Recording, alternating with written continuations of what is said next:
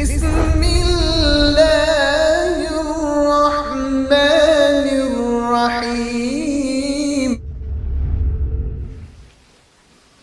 الحمد لله رب العالمين، الصلاة والسلام على سيدنا سيد الأنبياء والمرسلين صلى الله تعالى عليه وعلى آله أصحابه أزواجه وذرياته وأهل بيته وعلى علماء أمته أجمعين. أما بعد، قال الله سبحانه وتعالى: إنا نحن نزلنا الذكر وإنا له لحافظون. وقال الله سبحانه وتعالى: ورتل القرآن ترتيلا.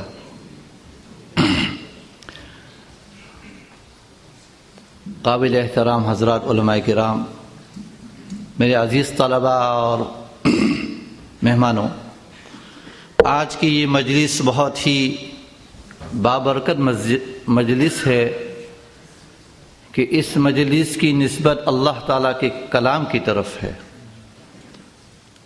ہمارے اس مدرسہ دارالعلوم لیسر کے 10 طالب علم آج قرآن ختم کریں گے انشاءاللہ، اور 4 طالب علم جو ہے قرآن مجید کی قرأت سبع اور عشرہ کو بھی پورا کر رہے ہیں۔ اولاً میں ان 10 طالب علموں کو جو اپنا قرآن حفظ قرآن پورا کرنے جا رہے ہیں، ان کو، ان کے والدین کو، ان کے اساتذہ کو مبارکبادی دیتا ہوں۔ اللہ تعالیٰ ان کو دین دنیا و آخرت کی بھلائیاں نصیب کرے۔ باقی قرآن مجید حفظ قرآن کی اہمیت اور حافظ ہونے والے کی کیا ذمہ داری ہے، اس کے بارے میں تو تفصیلاً انشاءاللہ ہمارے خصوصی مہمان حضرت مولانا بلال صاحب دامت برکاتہم، جن کا ہمیں انتظار ہے، وہ تشریف لائیں گے تو اس پر تفصیلی بیان کریں گے۔ آپ حضرات جو ہے ریکویسٹ ہے کہ 2-3 آورس 3 آورس آرام سے بیٹھنے کی نیت کریں۔ رات بھی لمبی ہے، کل سنڈے بھی ہے، تو جلدی نہ کریں۔ کھانا بھی آپ کے لیے تیار ہے، بھوک لگی تو انشاءاللہ عشاء کے بعد کھانے کا بھی انتظام ہے۔ میں نے آپ کے سامنے قرآن مجید کی آیت پڑھی، اللہ تعالیٰ نے فرمایا: انا نحن نزلنا الذکر وانا له لحافظون۔ اللہ تعالیٰ نے خود فرمایا کہ اس قرآن مجید کی ہم حفاظت کرنے والے ہیں، اور لحافظون میں جمع کا صیغہ بیان فرمایا، تو اللہ تعالیٰ نے اسباب کے درجے میں اپنے بندوں کو بھی استعمال فرمایا۔ تو یہ 10 طالب علم الحمدللہ لحافظون کی جماعت میں داخل ہو گئے، الحمدللہ۔ اللہ تعالیٰ ان سے خوب دین کا کام لے اور خوب سے خوب قرآن مجید کی تلاوت کی توفیق دیں۔ دوسری آیت پڑھی جس میں اللہ تعالیٰ نے فرمایا: وَرَتِّلِ الْقُرْآنَ تَرْتِيلًا۔ قرآن مجید کو کس انداز سے پڑھنا چاہیے، اللہ تعالیٰ نے اس کا حکم فرمایا، اور فقہا قراء تمام فرماتے ہیں یہ واجب ہے کہ قرآن مجید کو صحیح انداز میں پڑھیں۔ صحیح انداز میں کس طرح پڑھیں؟ اللہ کے رسول صلی اللہ علیہ وسلم نے صحابہ کرام کو پڑھ کے بتایا۔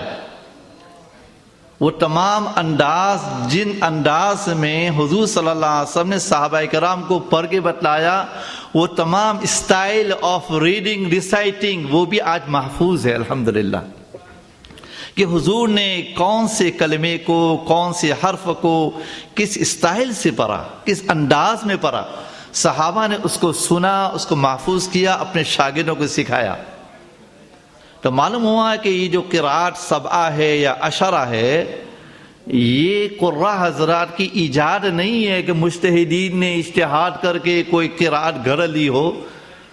بخاری شریف میں 8 جگہوں پر 7 احرف کی حدیثیں ہیں، اور 3 جگہوں پر تو باقاعدہ بخاری شریف نے باب قائم کیا: باب انزل القرآن علی 7 احرف۔ اور 2 جگہ پر ایسی حدیث لائے جس میں یہ ہے کہ اقرأنی جبرائیل علیہ السلام، یعنی اللہ کے نبی صلی اللہ علیہ وسلم فرماتے ہیں کہ مجھے جبرائیل نے اس طرح پڑھنا سکھایا۔ تو معلوم ہوا کہ قرآن مجید کے پڑھنے کا جو اسٹائل ہے، جو انداز ہے، وہ خود حضور نے بھی اپنی طرف سے نہیں بلکہ حضور کو سکھایا گیا کہ آپ اس کو اس طرح پڑھیں۔ کس نے سکھایا؟ آسمان سے، لوح محفوظ سے آنے والے جبرائیل علیہ السلام نے۔ تو معلوم ہوا کہ لنک جا رہی ہے ان طلباء سے جو قراءات کو پورا کر رہے ہیں، اور ان کے استاد حضرت مولانا قاری خلیل صاحب اور ان کے استاد حضرت مولانا صدیق صاحب دامت برکاتہم ہمارے ساتھی ہیں، ان سے لے کر رسول اللہ صلی اللہ علیہ وسلم تک جس ناٹ اینڈ، حضور صلی اللہ علیہ وسلم سے حضرت جبرائیل علیہ السلام، اقرانی جبرائیل، بخاری شریف میں 2 جگہ پر یہ حدیث لائے۔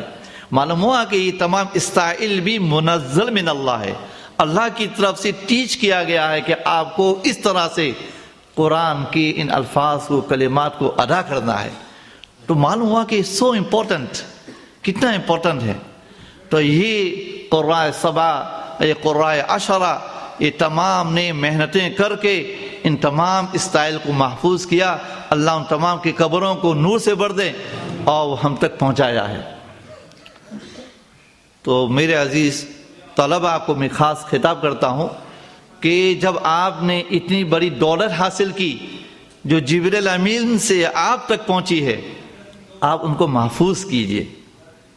محفوظ کرنے کے 2 طریقے، ایک تو یہ ہے کہ آپ بھی اپنے کچھ شاگرد بنائیے کہ آپ اس کو ٹیچ کریں۔ جو قرات کے انداز عام طور پر ہمارے یہاں جو مکاتب میں جو قرآن اور تجوید سکھایا جاتا ہے وہ تو ایک روایت ہے جو امام عاصم کی روایت حفص، لیکن اور بھی بہت سی اسٹائل ہیں جو اداروں میں سکھایا جاتا ہے، مدارس میں سکھایا جاتا ہے، ان ہزار قراء کے پاس وہ سیکھا جاتا ہے، وہ تمام حضور صلی اللہ علیہ وسلم سے منقول ہے، معصور ہے۔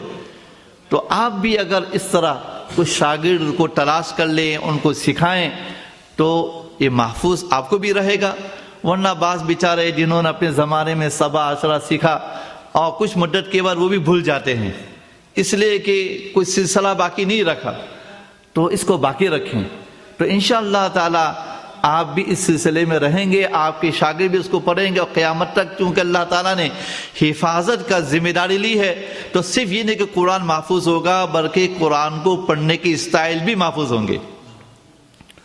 اور دوسری بات میرے عزیز طلباء سے درخواست ہے کہ عام طور پر جلسے جلوس میں تو ماشاءاللہ بڑے زوردار قرات پڑھ ڈالتے ہیں اور ماشاءاللہ اپنی فن کی مہارت بھی دکھا لیتے ہیں، لیکن اصل یہ ہے کہ آپ تنہائی میں قرآن کو پڑھو۔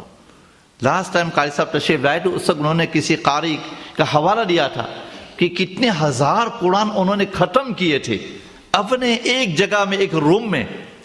تو آپ عادت ڈالیں کہ آپ نے جو کچھ قرآن اور قرات سے سیکھا ہے وہ اللہ کی رضا کے لیے سیکھا ہے، لہذا تنہائی میں اس کو مشق کرو، پڑھتے رہو۔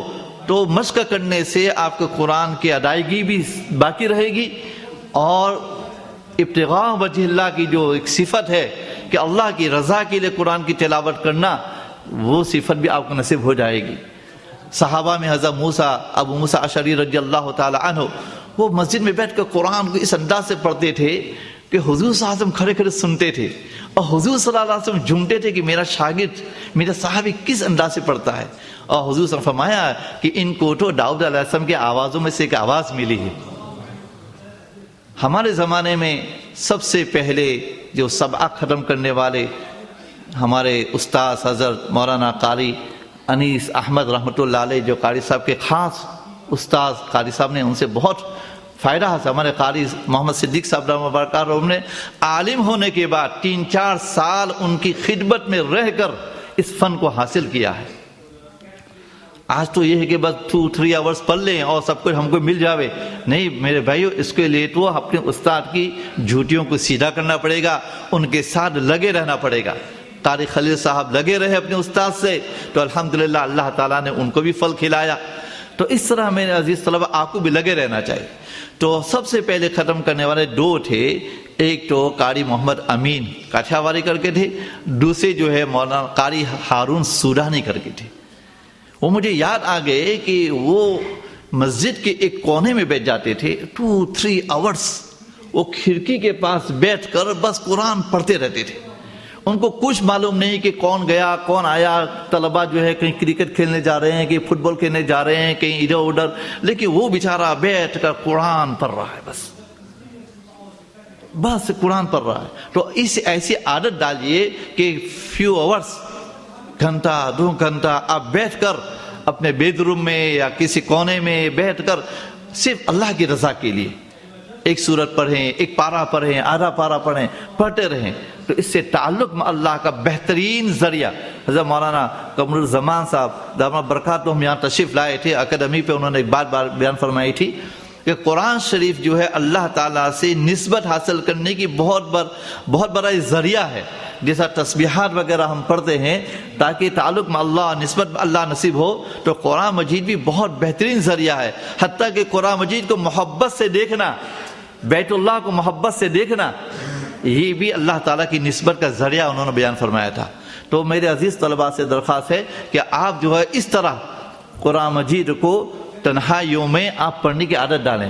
اور یہ طلباء مبارک بادی کے اس لیے بھی حقدار ہیں کہ ہمارے یہاں مستقل کو کلاسز نہیں ہے کہ باقاعدہ ان کا کوئی پیریڈ ہو جس پیریڈ میں ان کو صبا اشرا سکھایا جاتا ہو۔ ان لوگوں نے خارج وقت میں جو مدرسے کے اوقات کے علاوہ ایکسٹرا ٹائم دے کر انہوں نے قاری خلیل صاحب سے یہ فن کو سیکھا، صبا و اشرا انہوں نے سیکھا۔ یہ ان کی بڑی قربانی ہے، اللہ تعالیٰ ان کی اس قربانی کو قبول فرمائے۔ ان اللہ لا یضیع اجر المحسنین، اللہ تعالیٰ انشاءاللہ ضائع نہیں کریں گے۔ اور قاری خلیل صاحب بھی مبارکبادی کے لائق ہے کہ انہوں نے خارج وقت دیا، کہ ان کا ٹائم تو 12 بجے پورا ہو جاتا تھا، لیکن اس کے بعد اپنے شاگردوں کو لے کر بیٹھتے ہیں اور یہ فن کو سکھاتے ہیں، فن کی کتابیں پڑھاتے ہیں۔ اس طرح چند مہینوں کے بعد الحمدللہ انہوں نے یہ فن حاصل کیا۔ لہٰذا یہ جتنی بھی قراتیں ہیں، قرات کے جو بھی انداز ہیں، یہ تمام کے تمام جو ہے رسول اللہ صلی اللہ علیہ وسلم سے ثابت ہے۔ اس کو ہمیں بہت ہی محبت سے سننا چاہیے اور پڑھنے والے کو بڑے محبت سے پڑھنا چاہیے۔ اللہ تعالیٰ ان تمام کو قبولیت سے نوازے۔ انہی کلمات پر میں اپنی بات کو ختم کرتا ہوں۔ وآخر دعوانا الحمد للہ رب العالمین، جزاکم اللہ خیر۔